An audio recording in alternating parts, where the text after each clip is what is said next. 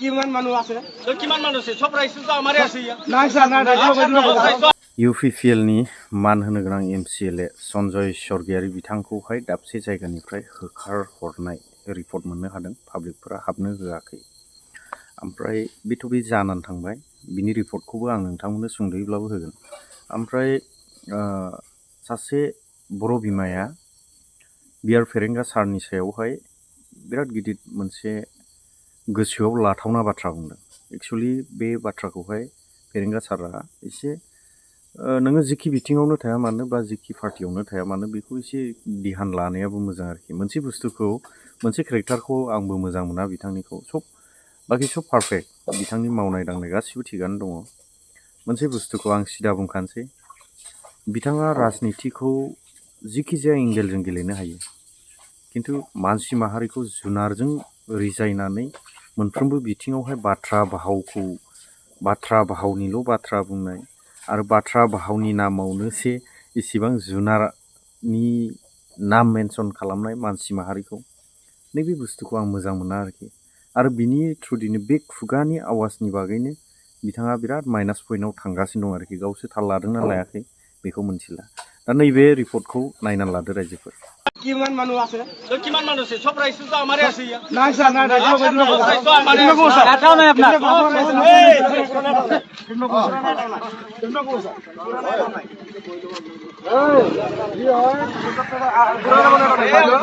ভালোর কারণে কাম কৰিব আহিছো আমি তো এই কারণে আপনাকে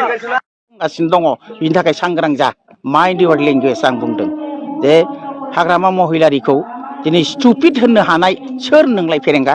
बेखौ मूर्ख होननो हानाय सोर नोंलाय दिनै हाग्रामा महिलारि लाबोनाय बिटिसिआव नोंथाङा सासनाव दङ नोंथाङा इएमआव दङ नोंथांनि इएम भटखौ सामलाय रायजो राजाखौ बिभाजन दालाबो दिनै बिथांमोना मिटिं खालामो आइजोफोरखौ सिगियो सेल्फ हेल्प ग्रुपनि फैसा मोननाय नङा अरुणोदयनि आसनि मोननाय नङा सिगिनानै बिथांमोना लाबोयो दिनै बिभाजन खालामदों आइजोफोरनि गेजेराव गुलाय गुजाय सेल्फ हेल्प ग्रुपखौथ' जोंनो बांसिन दादों जोंनि समावनो दादों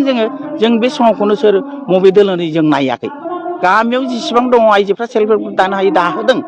अरुणोदयाथ' एमएलएनि दारै फैनाय जिनिस बेखौ दिनै भाग खालामनानै सोरबा दोलोनि मानसिया बिपिएफनिबा मोना इउपिपिएलनि मिटिङाव फैबासो मोनो होननानै दिनै मानो आइजोफोरनि गेजेराव बिभाजन लाबोदों बिनिफ्राय माने रोखा जानानै थानाया मोजां बिभाजन दालाबो राजनिति गेलेनायाव जोंहा बुंनांगौ बाथ्रा गैया किन्तु मानसिनि गेजेराव नंखाय नङै खोथाखौ लानानै बिभाजन लाबोनाया बे थिग नङा नंखाय खोथा बुंनानै दिनै बिथांमोनहा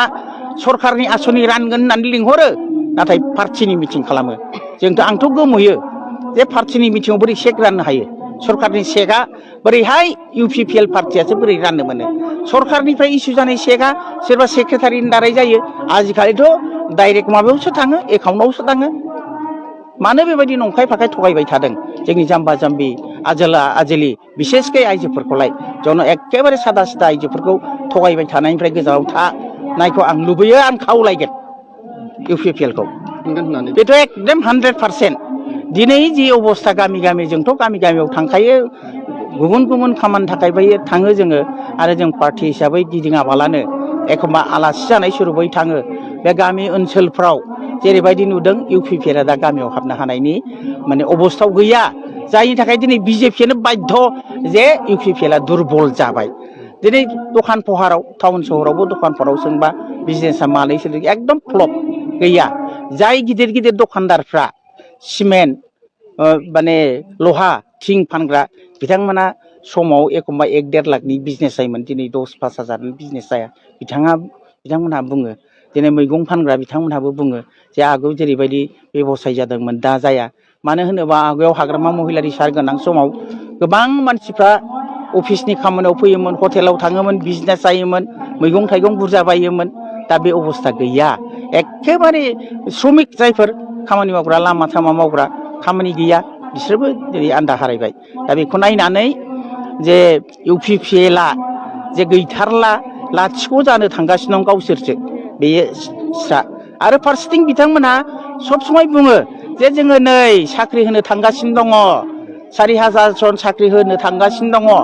माबा बिथांखिनि फैसा राननो थांगासिनो दं बिथांमोना थाङाखै दाबो मावाखै खिन्थु हाग्रामा महिलारिया मावनानै खिन्थादों बेखौ जों स्पस्ट' आरो फंसे खोथा बिथांमोना 17 बोसोरिया गावसोरनो माने माबा नङा एडाल्ट नङा गावसोरनो 17 बोसोर होनो ओंखायनो जों UPPL माने 17 बोसोर बैसोनिल' मानसि होननानै जों दा बुजिनो हायो दिनै हाग्रामा महिलारि बिथांखौ 17 बोसोराव जेबो मावाखै जोङो UPPL आ बोसोरथामाव मावनानै खिन्थाबायनानै दाख्लै प्रमद बर'खौ बुंनाय जों नुदों आजिखालिथ' बहा मा बुंखोमायो आरो बिथांमोनाथ' सब समय केमेरा लानानै बेरायखायो नालाय ससियेल मिडियायाव जों नुबाय थायो बिथांमोना बुजिया बबेखौ इडिट खालामनांगौ बबे मा रिएक्सन जागोन हयथ' नुवाखै दा बेवहाय होनदों जे 17 बोसोराव हाग्रामा महिलारिया जेखौ मावनो हायाखै बेखौ प्रमद बर'आ मावदों औ नंगौ प्रमद बर'आ मावदों माखौ मावदों थगायनाय 1 नम्बराव थगायनो हाग्रामा महिलारिया थगायनो रोङा प्रमद बर'आ थगायनो गोरों बे बोसोरथामाव जा थगायनांगौ थगायबाय बिनिफ्राय मा हाग्रामा महिलारिया